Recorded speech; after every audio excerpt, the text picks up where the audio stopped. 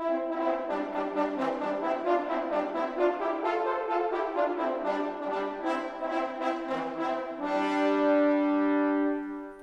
of all the gaming giants to start on NES, one entire franchise has eluded me for years. A series that, whether you know it or not, has inspired at least one game or anime that you have loved.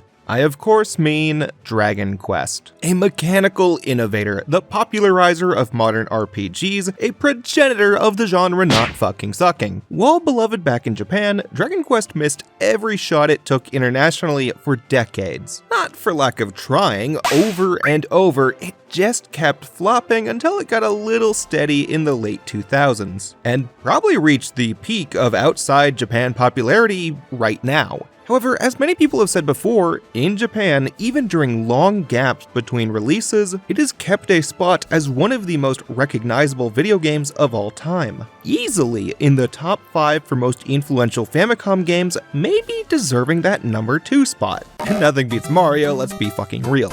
Like most Americans, I never got into the series, not due to some disdain, simply a missing of the moment. And I think that rings true for a lot of people. Something else caught their attention at the same time, or they feared jumping into a big series, especially one with a reputation for antiquated design choices. A reputation I don't think it deserves, but we have to get through multiple games before we can really analyze that specific point. If you have ever wanted to get into Dragon Quest, I think no better time has come for non-Japanese audiences than right now. I feel confident saying that because hey, I got into it recently. I beat Dragon Quest 1 on March 8th, 2024, and Dragon Quest 5 61 days ago at the time of writing this. I am 100% a new fan of this series. Ever since I beat and fell in love with 5, I have desired to make videos about Dragon Quest. Show that anyone can get into this series and maybe find a deeper appreciation for gaming as a whole by doing so.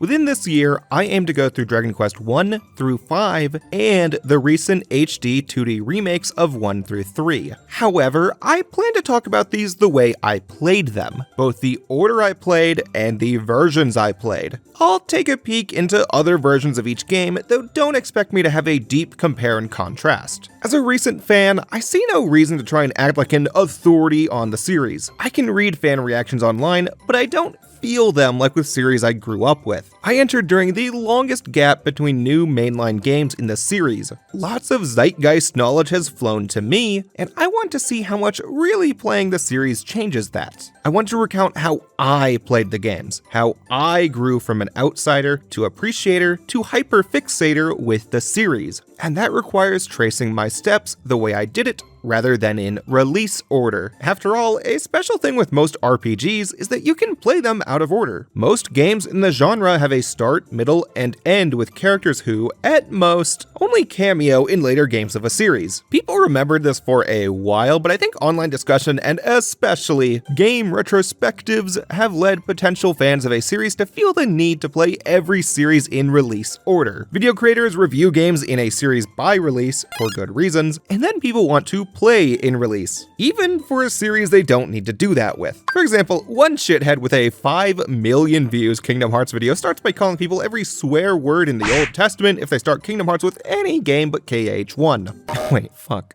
I have multiple friends and acquaintances that played Final Fantasy I, any version, NES, GBA, or Pixel Remaster, moved to Final Fantasy II despite knowing how most people call it the worst in the series, then hiatusing their series playthrough. Please, I know I stab people into playing games by release order, but you don't always have to do that. Just play Final Fantasy IV after 1 and come back later if interested. Most RPGs, you can start with the one that looks cool. Just, not Kingdom Hearts or other games that make it stupidly obvious. Anyways, today we're only talking about the non-HD 2D version of Dragon Quest 1. Y'all have to guess what comes next. After I finish 1 through 5, I could continue if y'all want me to, and my focus doesn't break from something else. So maybe we can hold a poll on which one next when we get there. Either way, before we turn the game on, we need to talk about what everyone has done at least once, not turn on Dragon Quest. I think above all, Dragon Quest's gap of reception defines it in America. We know each entry receives high review scores and sales in Japan, while in America, it bombs. Due to that Japanese popularity, Enix and Nintendo wanted to get Americans into their new favorite series. However, they ran into a snag. Developers had not grown accustomed to importing games with so much text yet. Dragon Quest's localization process took significantly longer than prior NES games, resulting in a 1989 release date, 3 years after the 1986 Japanese release. By then, Dragon Quest I, called Dragon Warrior in America, looked and felt behind its peers. Even with an added save feature and a few graphical updates to make it look closer to Dragon Quest II, this did not work for Nintendo's grand plan. They wanted to follow Ronnie's urban area approach, give away free copies of Dragon Warrior 1 with Nintendo Power subscriptions to get kids hooked, so that when Dragon Warrior 2 through 4 came out on NES later, Americans might immediately go for it. However, this late release meant that each game looked about 3 years too old during a period when games improved rapidly. Localizers could not catch up, so Americans played an old-feeling game with horrible American art localization and did not feel a need to pick up the sequels. Dragon Warrior 1, a free game, pushed out 500,000 units. Dragon Warrior 2, 3, and 4 combined sold 325,000 copies. This 2004 Square Enix graph says it all. Dragon Warrior 4 came out in North America in 1992. You could play Phantasy Star 3, Sonic 2, and Quackshot on Genesis by then. It panned out so badly, Enix and Nintendo of America gave up on releasing Dragon Quest 5 and 6 on Super Nintendo in America. Square skipping Final Fantasy 2 and 3 on NES looks a lot smarter with that context in mind. Enix didn't try again until Dragon Quest 7 on PS1 after it blew up in Japan. And it did sell better than the prior Dragon Warriors, but not as much as Enix wanted because it released 1 month before Final Fantasy X. Look, you miss every shot you don't take, but Nintendo, Enix, and Square shot every shot they saw shotable for Shot America while missing shots bad enough that any sensible coach would shoot the shooter off the court.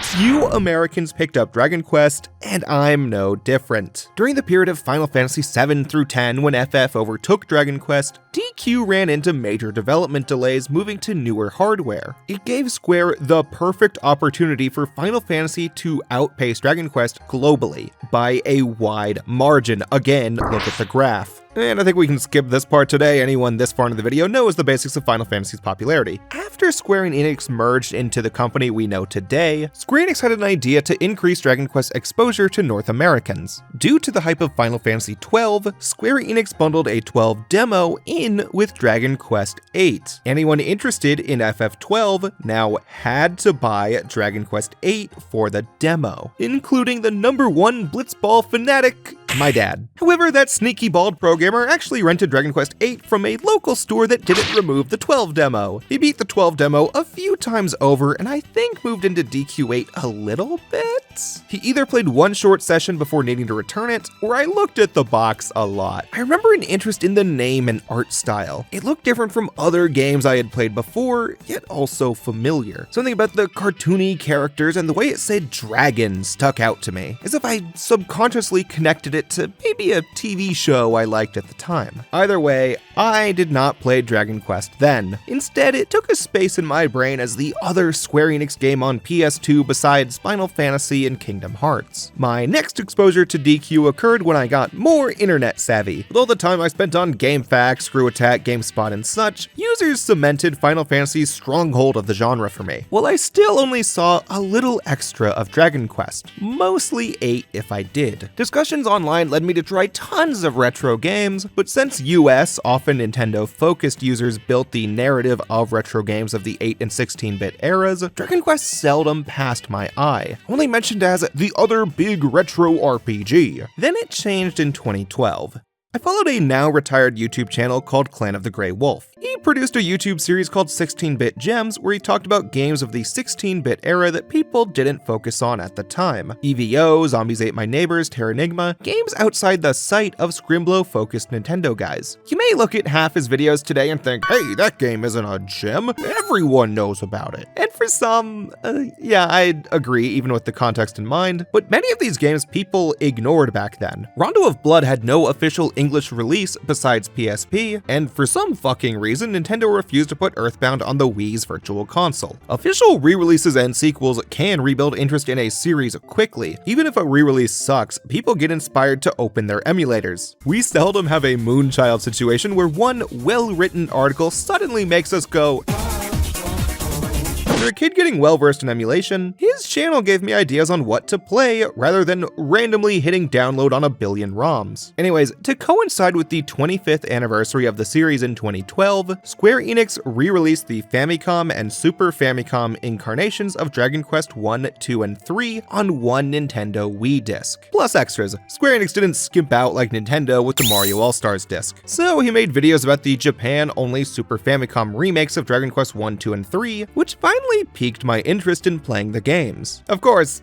not with the Wii disc, it never had an English version. Instead, I turned to the fan-made English translation of the Super Nintendo ROM. It looked very mysterious to me. I never tried a fan translation of a video game back then, as I only played official North American releases or Japan-only games without much dialogue. So I played through the whole of Dragon Quest 1 on Super NES, and I don't think I quite got it at the time. While I came out calling it fun enough, it didn't grab me as it did recently. If I recall, I think I entered with the thought of, I gotta beat this to get to Dragon Quest 3, the cool one, and failed to respect the first iteration for what it accomplished. I mostly recall lots of grinding. Telling me I must have played it wrong? You do not need to grind as much in any of the re-releases. I liked the appreciation for gaming history that I have now, and I especially didn't have an appreciation for Dragon Quest's main aim. I ended up not going right to Dragon Quest 2, or 3, or any others in the series. My only other exposure to Dragon Quest came from infrequent YouTube videos, and my brother playing Rocket Slime, which did happen before the other story, I just couldn't fit that in right. Until relatively recently, I let myself ignore the series. The big change happened in early 2020. I joined a little Discord server I saw promoted on Reddit. It claimed itself a hub for YouTubers trying to figure shit out, and as a guy with 3 or 4 videos and 100-ish subs, I joined it in desperation. I had fun up until I fought with the mods because I realized they only wanted to farm views, but I did meet one guy I still consider an important friend. Fleffy Gaming's Brink Denryu me last name. Please stop making new channels. Fleffy, while in America now, is half Japanese and grew up mostly in Okinawa. As such, he saw Dragon Quest everywhere. Arcades, convenience stores, game shops, his uncle's house. He saw the 2000s and early 2010s Dragon Quest in Japan. So when we got to know each other, he raved about the series to me and explained many details. Times loving them, times not loving them, and really letting me know about the oddities of the series. Of course, I asked which ones he might recommend starting with. He gave a very long answer, which kinda ended with this: 11 for the most modern and debatably best one,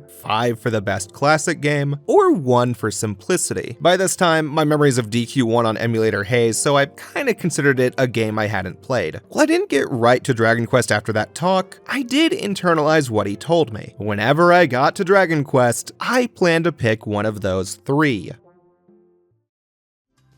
Jump forward to early 2024. I became a little more well-known on YouTube, finished my graduate degree, got engaged, and saw Dragon Quest 1 through 3 on sale for Switch at $8 total. The port Fluffy warned me not to play because the art style looks jank with bad screen tearing. For this video, I plan to recount my first playthrough, which did happen on Switch, but I recorded the NES version for deeper discussion, and the Game Boy Color version because the Switch updates that port, meaning it matches how I originally experienced the game with a better, still 8-bit art style. I came out of Dragon Quest 1 with a very mixed emotion. Something between almost love, definite appreciation, and some sadness. It sprouted an intrigue in the series for me, especially when juxtaposed to an early 2024 event. Before getting to the game itself, we need to talk about the development. As I clearly just LARP the role of a DQ fan and don't have a long history with the series, I plan to abridge a few things with DQ1. Partially because Flaffy has shown me a giant on hold due to having a real job video project of his that includes reading many Japanese articles I can't. As a new American fan, I just do what he plans to do, but significantly worse. So yeah, I'm not even trying. I'll community post it when he finishes in 2028. Dragon Quest 1 has a small staff that we can kinda make main characters for. 4. Koichi Nakamura, the director and lead programmer, Yuji Horii, the series creator and main writer, and Yukinobu Chida, a producer at Enix. To start with Enix, I think lots of people misunderstand how they worked back then. Enix themselves did not actually develop games. Enix funded small development studios to make games that they could publish and have the rights for. Hence why if you look at Star Ocean and ActRaiser, you see developed by Tri-Ace and Quintet respectively. In the early 80s, when they wanted to start moving into PC games, Chida started an official Enix contest programmers could enter for a large money prize. While not written, Chida actually wanted to find skilled programmers above all else. Koichi Nakamura and Yuji Horii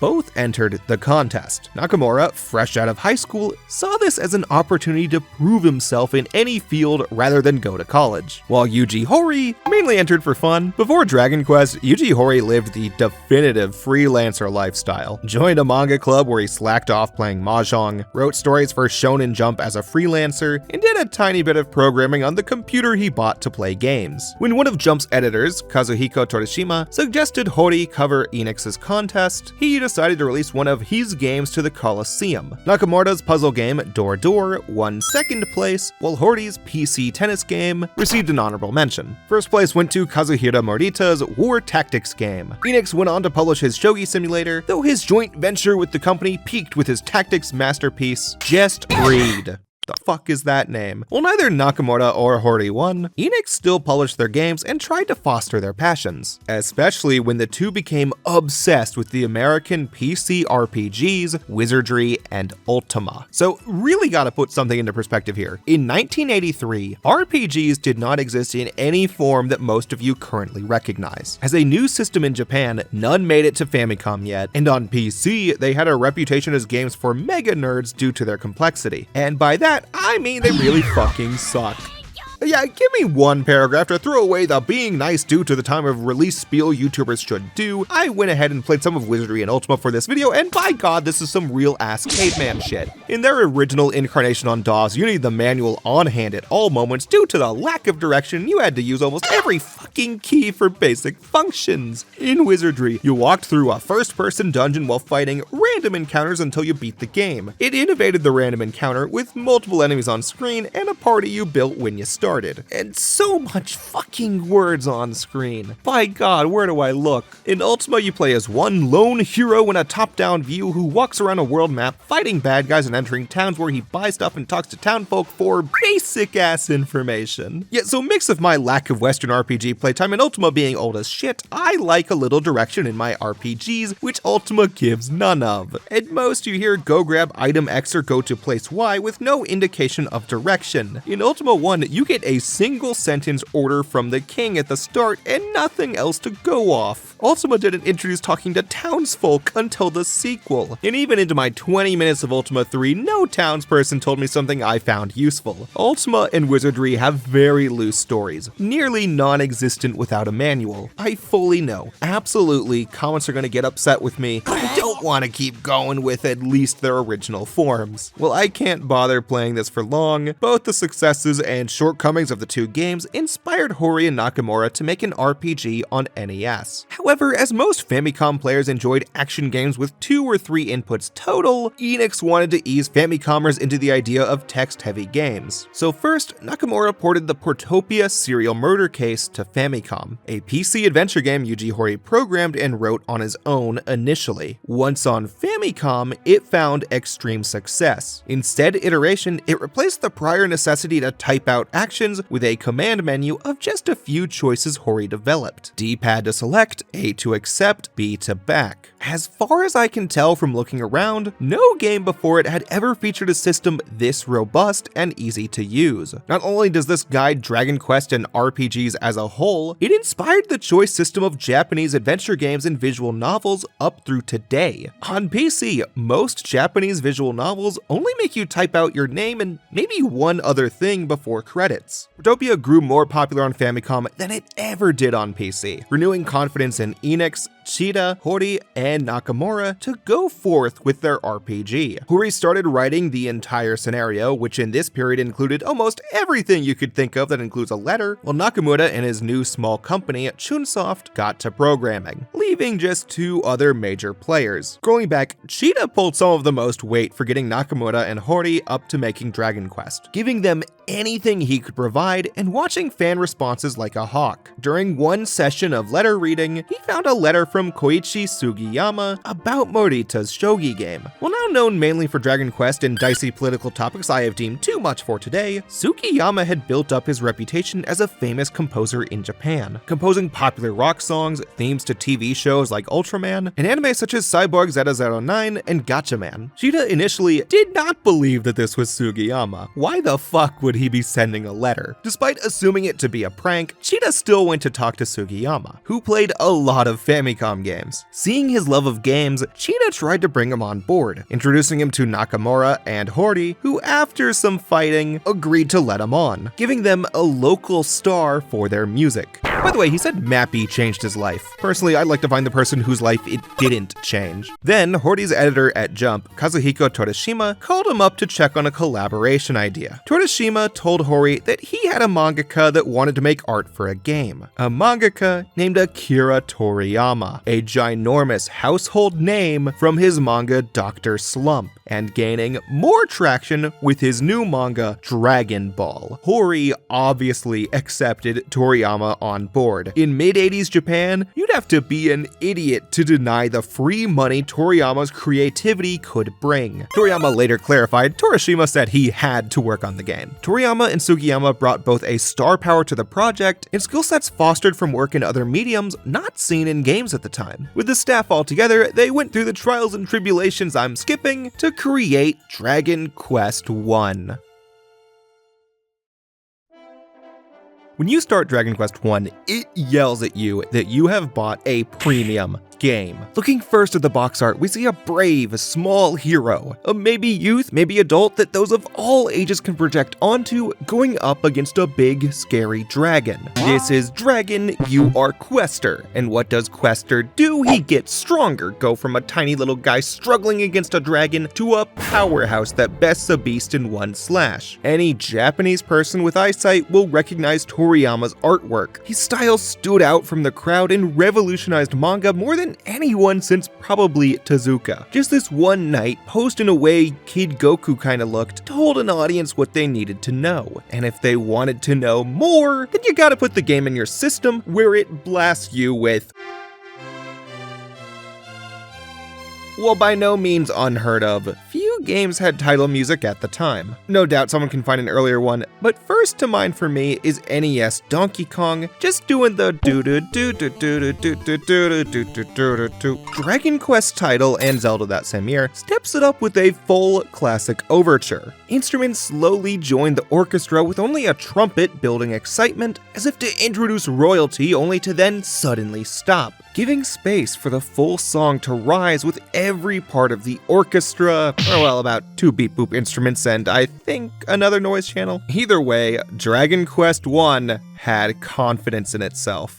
Dragon Quest's opening frame fixes what bothered me most with the Western RPGs before. After punching in your name, which thankfully allows for a lot of characters, you start directly in front of the king, who tells you your quest in very direct ye olden English. King Lorik has called upon Roman, descendant of the legendary hero Erdrick, to save the kingdom of Alefgard from the Dragon Lord, an evil wizard who stole the Sphere of Light, a magical artifact once used by Erdrick to bring Alefgard out of darkness. Due to the king's faith in Roman, he grants him permission to take any treasure chests in his throne room, which ingeniously teaches a player how to make commands. A core difference between the command menu seen in Portopia and Dragon Quest relates to movement. In Portopia, you did not move a character. You selected a move option as a means of going to new areas. Dragon Quest, a top-down game, expects you to use the D-pad to move your character, and Roman can move nowhere, meaning a player has to try the few available buttons that would work as expected. A accept, B to back, A to open your command menu. It seems I didn't get a full 5 letters. In NES Dragon Quest, you have a whopping 8 commands: talk, spell, status, item, search, take, stairs, and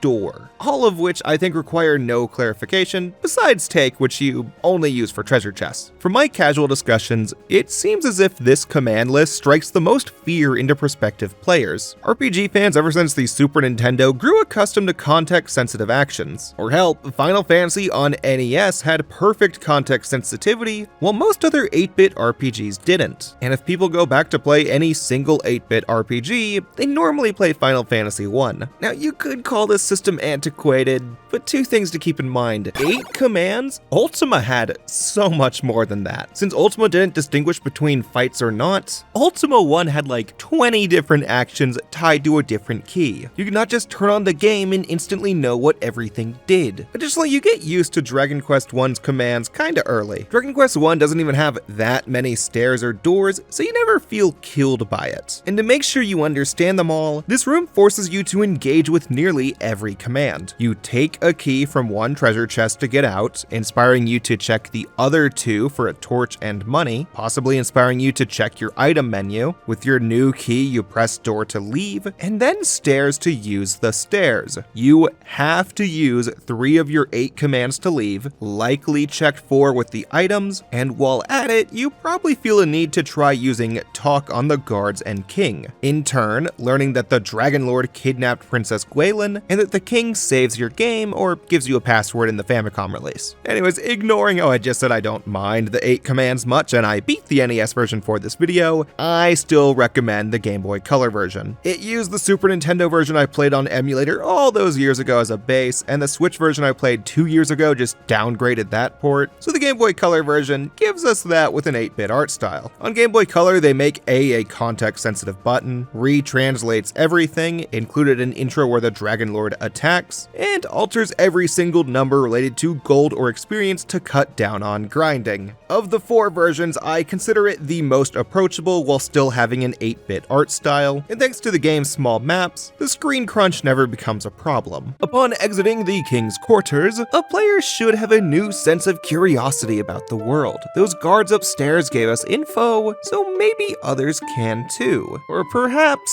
we should start wandering in the overworld. When you leave the castle, you get that first sense of quest. Immediately you can already see mountains, forests, ocean, a city, and a song playing that evokes wonderment. Now that we left, Roma can attempt going anywhere he wants. Dragon Quest 1 has no vehicles or hard blocks. If you can walk somewhere, you can go there. So why not venture out a little? Our very first fight only put us up against these little slime monsters, weak creatures and she creatures that you don't even need to fight to sense the lack of danger of. Just look at them. One of the knights back in the castle said that I should level up, but I want to see what lies past the mountains over here. Damn.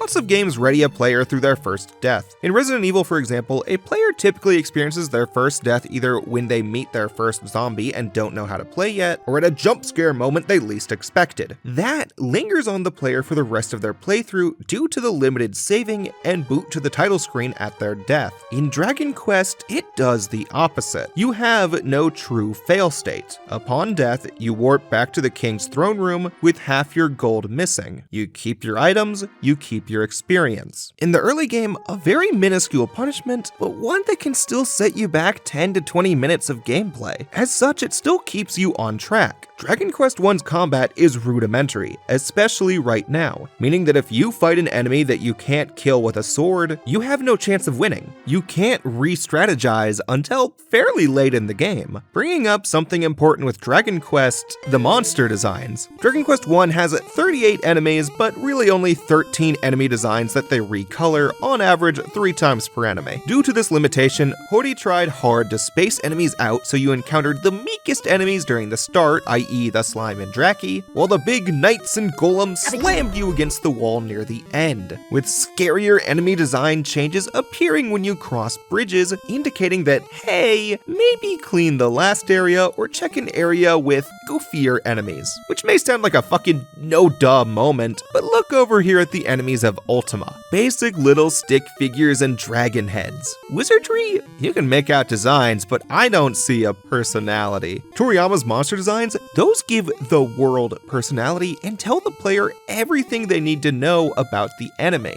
If you fight silly ghosts in one area, then cross a bridge to find yourself against a scary werewolf, you don't need a player's guide to figure out the dude's stats. You instinctively know this guy probably hits harder. Wizard type enemy? Fucking, I don't know, maybe they want to have tea time? I know, basic. But someone who hasn't played Wizardry 3, what does this guy do? You think it's tea time? I think it helps that Toriyama didn't play older RPGs. He came from his mangaka background, with his gaming knowledge limited to the more popular NES games like Super Mario Bros. Because of that, he didn't design enemies. He designed characters that you fought, the same as he did for weekly one-off monsters in his manga. Other RPGs, even Ys and Final Fantasy, rely on traditional hellhound, skeleton, gerbil fantasy tropes to make the basic mooks. I feel confident in saying that no other RPG has as much merch for their basic monster enemies. And besides Mario or Sonic, I don't think any game in general has as many. Without the box and Toriyama's monster art they could plaster everywhere, I don't think Enix had any chance to get Dragon Quest I off the shelves. But again, only 13 real designs, and I plan to talk at least about the first 5 Dragon Quest games, so I have lots of time to go into more detail on one of the other videos. As dying sent me back, I need to rethink my strategy. Unlike my experience with Ultima, where citizens gave me jack shit to work with, I can go get the secrets to everything from the townsfolk. NPCs tell you what to get, where to go, and how to do it, often by piecing together information from different NPCs. Very few of them say the exact same line as others in the NES version, and I can only think of one repeat line on Game Boy Color. Bring a torch with you when entering a cave, some town got ransacked by monsters, the Dragon Lord lives on an island to the south, prepare yourself before journeying north to the town I hail from. So much information all within 10 minutes. As a player that already suffered for randomly walking without a plan, I decided to listen to the NPCs, gain a few levels fighting slimes, upgrade equipment, and then head on up there. In the process, learning that Dragon Quest makes leveling up really cool. As I said before, Dragon Quest I does not have any crazy commands going on. Simple one-on-one fights where you have attack, spells, items, and run. Just a few spells this time, so we can talk about them more with Dragon Quest II. The absolute bare essentials so that the Chunsoft team could ease into programming for NES, and because they didn't feel confident throwing Famicom players right into multiple targets at once. However, where it lacks in mechanical depth, it exceeds in presentation. Look back at any RPG before Dragon Quest, action or turn-based. You walk around your map without proper scrolling, thank you Famicom hardware, to just start a fight. Dragon Quest instead goes wha-bam! Spiral the enemy in. Inside your fight, older games often lacked a focal point, especially for the text. So many words on screen at once, right above the enemies, flashing really quickly. Dragon Slayer, 1/3 of the screen for your stats, walk up to an enemy, attack, numbers zoom by, game moves on. Dragon Quest uses that screen real estate carefully. When a fight begins, 4 windows pop up all in different spots. Your enemy in the center, commands up top, your stats to the left, and the fight text at the bottom. Every single window has a necessity, so if a player needs to know something, they glance to that window. You have no confusion where anything happens. Additionally, every time you load a save file, the game asks how fast you want the text to move, preventing the Ultima issue where shit moves too fast. Even in the Game Boy Color port, which does need to consolidate screen space, every box pops out to you. Both inside battle and outside, it creates some excitement. Click on spells to see a new spell window manifest. And man, the feedback? Your attacks have an audible difference for critical hits, and the enemy flashes red when you attack them, while for you, the windows shake, almost like your eyesight got all wibbly wobbly. But the cream on top of everything is leveling up. Dragon Quest does not have many towns or dungeons. 5 towns, 5 of what we can debatably call dungeons, the Dragon Lord's castle, and shrines where we get plot important items. Because of this short length, the Chunsoft team scaled the numbers so a player could unquestionably feel the growth of their character. You had slimes and she slimes at the start. Without a single upgrade, you have a chance of beating a slime in 1 hit, while she slimes typically took 2 hits. However, after a single level up requiring a measly 7 experience or buying a weapon, you suddenly have a chance at one-shotting she slimes as well. Or the wolves. If you played like me, there's a high chance you encountered them early where they can deal massive damage. But if you brought yourself to level 7, you can use the snooze spell to, you can probably guess what snooze does, as the wolves have no resistance to it. That little guy on the box, he gets bigger in much larger increments than RPG heroes today. And every time you level up, you hear a jingle so perfect they never changed it. It feels fucking awesome, pushing me to continue on to the next town the citizens talked about earlier. On the way, you run into your first dungeon, the Tomb of Erdrick, an easy optional area with no enemies, teaching you how to use torches to light the way before dropping them in every subsequent game, so you can find Erdrick's final words. My name is Erdrick. To my descendants, to reach the demonic island that can be seen from Tantagel, 3 magic implements were needed. I used them to cross the sea and defeat the Lord of the Demons. I will entrust the 3 mystic items with 3 sages. Their descendants will guard them. When evil returns to that island, collect the items and fight it. The 3 sages are waiting. It is your destiny. So go, my progeny. Damn, right to the point. With Erdrick's final words, we basically know how to save the world. Find 3 old men possessing 3 items that, when put together, allow us to enter the Dragon Lord's castle, ultimately making Dragon Quest I a scavenger hunt. Since going around the mountains to the west kicked our ass, we should probably start heading to the town to the north, Garen. And after finally arriving there, we get not much. We learned that a long-deceased bard, Garen, founded this town, and we can buy some things if I had the cash, but more importantly, we learn what we can't do. Get in this door. Someone in Tantagel mentioned a key maker in a different town, so until we find him, I guess we gotta move on. I saw it. The monster flew off with the princess to the east. Is there anyone out there who can save her? Oh, you know somebody? Well then, you should probably go tell that guy.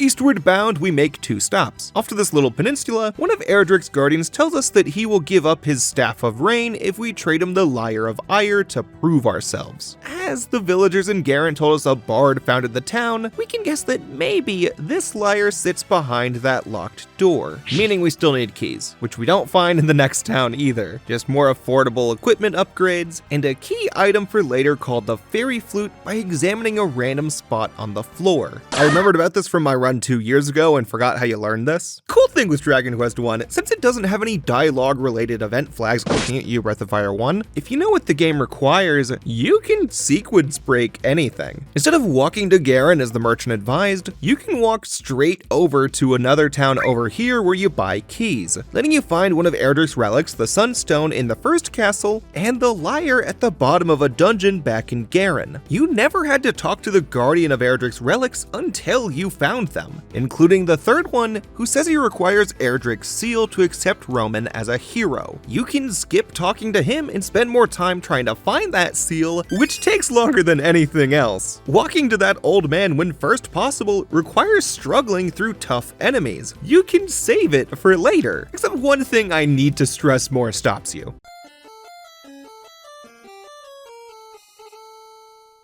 Yeah, you absolutely need to grind. Dragon Quest I's random encounters hardwall you at most progression points, hence why I recommend the Game Boy Color port. My playtime went from 10 hours to 5 because of the EXP multiplier and price cuts at shops. Before doing anything in the NES version, I had to stop and grind. Though in defense to the original version, I played more recklessly. You get walled hardest by the gold required for late game equipment, and the strength to beat your first few heavy spell-casting enemies over in the mountains we checked earlier. To get down south, you encounter dark skeletons who hit like a boulder, fire-breathing dragons who use breath skills, meaning you can't seal their magic, and poison panels. The panels stick around for every game, and you can't fully dodge them in Dragon Quest 1. Every step you take, they deal damage to you. So you either need the proper amount of HP, healing items, or Erdrick's magic armor that protects you from its effect. Armor you get in the ruins of a town filled with poison tiles. Figuring out how to go here takes a lot of detective work in the first place. You'll learn about the ruined towns of Damdara back at Tantagel, likely take a little peek at some point before promptly leaving when you see nothing of importance. So a player goes back on the difficult southern trip to Cantlin, a town protected by the Golem, debatably the only boss besides the Dragon Lord since he doesn't become a normal enemy later. Golem has the highest attack and speed in the game, something you definitely can't handle at whatever level you reached here at. Hence why you need the fairy flute from earlier to put him to sleep. It's a very funny encounter because of that. He can smash the fuck out of you, but nappy time puts them away. Actually, more of a full hibernation, Golem becomes a mainstay with a near flawless spin-off appearance and loads of merch because of his iconic design different from standard Golems. Though for mainline games, we don't see him again until 5. Once we enter Cantlin, you can get the best shield, second best sword, and information about Erdrick's armor. If you piece together a few villagers' lines,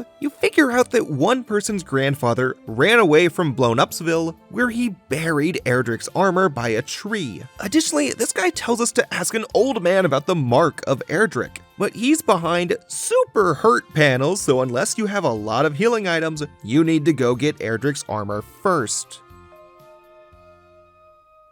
Poison Bogtown kinda haunts you. You don't see a real representation of the Dark Lord's wrath besides here. All you can do is struggle to find this tree. When you do, a real tough suit of armor blocks you. Unlike past armors who only attack, this dude can cast Snooze, meaning you need to immediately lock his magic with the Fizzle spell, a spell he has some resistance to, meaning if you don't lock him first try, high chance you die. I did not want to keep grinding elsewhere without the armor, resulting in multiple retries. Thankfully, you have little use for money at this point if you bought the shield.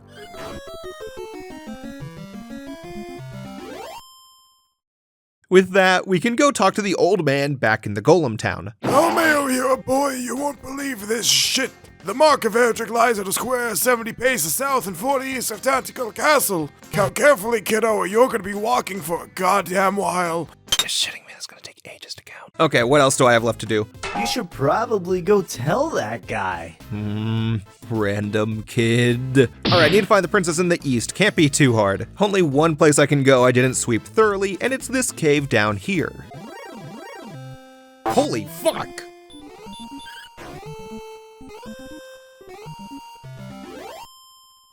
I thought he'd be stronger. Once Roma carries Princess Gwaelin back home to Daddy, she falls for the hero, prompting her to gift him a locket called Gwaelin's Love. When used, it tells us how far we stand from our new romantic partner, or how far we have moved from Tantagel Castle, letting us acquire Erdrick's mark in the middle of the largest poison swamp in Alefgard. But funny thing with everything I've talked about since we found the keys, it's all optional. Maybe you guys have put this together. I somewhat consider Dragon Quest 1 a detective adventure game. You need information from everyone else to figure out where you need to go to get something else. Reminiscent of Hori's last game, meaning that if you already know what to do, you can skip much of it. You don't need to fight the Golem and enter Cantlin, you never need to enter Damdara, and the princess can stay kidnapped. If you stock up on herbs, carefully space out magic spells, and grind to a level where you have enough HP to withstand the poison tiles, you can skip all of it. However, you miss the major equipment upgrades this way and get a bad ending, so I don't recommend that for the final dungeon.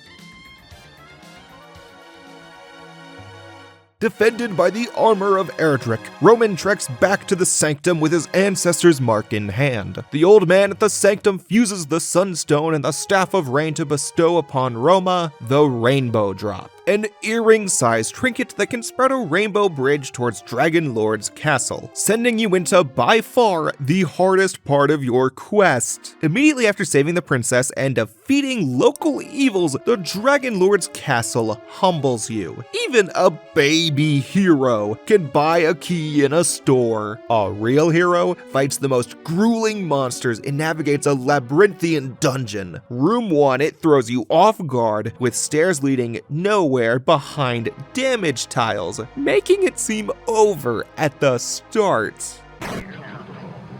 Okay, yeah, check behind Dragon Lord's throne to find a new set of stairs where the dungeon starts for real. In the castle, it becomes a challenge of resource management. The longest cave you visited was the one with the Lyre of Ire, and it only had 4 floors. Dragon Lord's castle has 9 with multiple dead ends infested by the hardest version of each monster. Dragons who snooze you, knights with healing and fizzle, plus a new type of golem. It wasn't too bad if you put him to sleep. Above all else, you need to know what spell to cast on which enemy at the start. However, Dragon Quest I has no way of restoring MP, a resource you need for the Dragon Lord fight. Most guides agree you should walk in with the max amount of herbs, use those when needed, and run as often as possible to reach the Dragon Lord with as much MP as you can. Except, doing that on your first go probably puts you at too low of a level. I built the Rainbow Bridge at level 15 on NES and level 17 on Game Boy Color. On NES, I could not even reach the castle easily, requiring a long period of grinding outside Cantlin. Then I still died over and over inside the castle on both versions. Inside the castle offers more EXP than anywhere else, only if you grind there, it guarantees you lack the resources for the Dragon Lord. You do have one spell to escape a dungeon and another to warp back to the castle for a little leeway, so you can head back to heal up, only this also means walking all the way back. When I first played the Switch version, this killed my energy for the night. I played for a while in that session, and I needed to go to bed. After I put it down, I went back to a few things I had to do. Timeline-wise, I think I was editing the Crystal Chronicles videos. Then skip forward a few days. Not too many, at most 2 weeks. I woke up on March 8th, 2024 to read the same thing the entire world read. Words no one wanted to hear. Akira Toriyama, creator of Dr. Slump, Dragon Ball, and the art for Dragon Quest, passed away. It felt like a corner of the internet had stopped. Those into anime, manga, video games, chibi art, all reflected. People started putting into perspective just how big of an impact he made on not only the media, but many of our childhoods. I remember watching Dragon Ball on TV, reading random volumes of the manga online, and my first time playing Chrono Trigger vividly. All the time while doing it, I knew that he still had countless works I hadn't touched, mostly Dragon Quest. Because of that, I couldn't focus on anything else. I stared at the announcement page for a long time and didn't want to talk to anyone or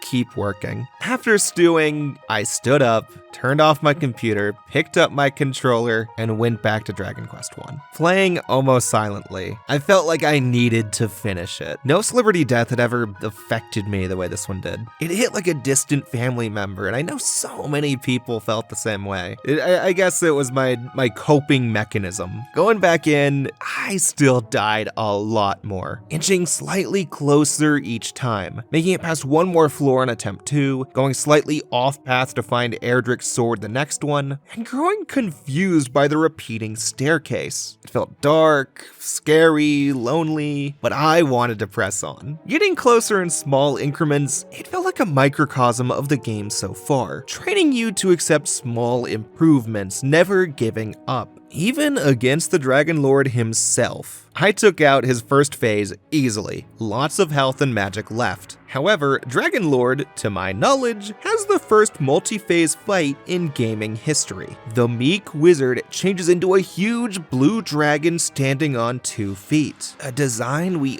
only saw back on Toriyama's box art. Fighting him takes everything you've got. High chance you do not win on your first attempt, forcing you to traverse the entire castle again, conserving more resources each time. But man, when you beat beat him.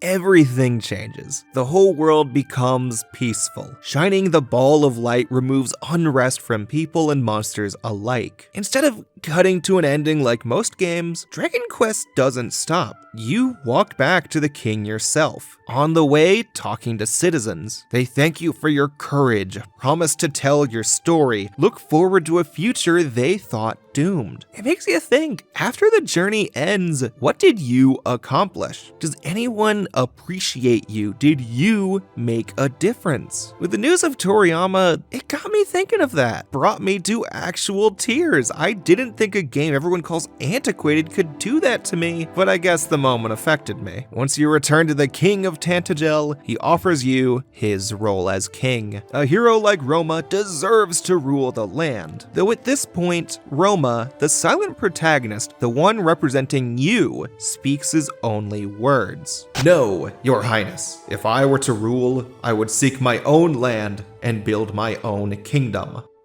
If someone knows anything about Dragon Quest protags, it's that they don't speak. So learning that he speaks in the first game threw me off. For the hero, it's as though he has grown strong enough to not need the player controlling him anymore. As a work of fiction, he lives on past us, past his creators, and lives on in this new kingdom he creates on his own with his new wife, Princess Gwaelin. He goes to a story without us, and as such, we are no longer him. Everything about the ending made me sappily sentimental. It's a fucking beep boop game, but I couldn't control my tears. I guess it goes to show that no matter the time, there's some point when you can get into Dragon Quest. Now, yesterday, 1986, or maybe next time when we talk about the reception to Dragon Quest 1 and Dragon Quest 2.